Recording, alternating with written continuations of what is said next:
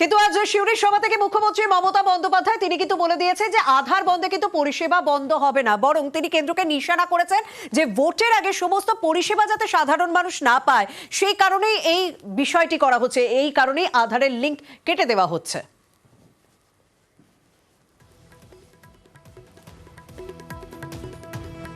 যেমন আপনারা অনেকে জানেন না, সাবধান থাকবেন।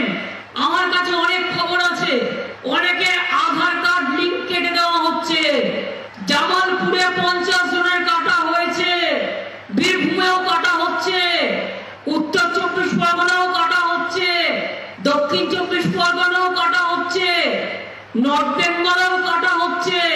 কোন অধিকারে তুমি কাউকে না জিজ্ঞেস করে তার আধার কার্ড কেটে নিচ্ছ? লজ্জা করে না? ইলেকশন না পায়, লক্ষ্মীর ভান্ডার না পায়, তার জন্য তোমাদের চক্রান্ত। আমি পরিষ্কার বলে যাচ্ছি, আমার চিফ সেক্রেটারি সহ অন্যান্যরা এখানে আছেন। আধার কার্ড, নো আধার কার্ড, আমাদের কোনো স্কিম বন্ধ হবে না। আমরা আমাদের কার্ডের মাধ্যমে আমরা স্টেট গভর্নমেন্ট চালিয়ে যাব। আর যে কাজটি দিল্লি করছে ওদের থোকা মুখ ভোতা করে দেবো। আমি বাংলার মানুষকে বলতে পারি, ভয় পাবেন না, আমি আছি। বাংলায় একটি স্কিমকেও আমি আধার কার্ডের সাথে সংযুক্ত করতে দেবো না।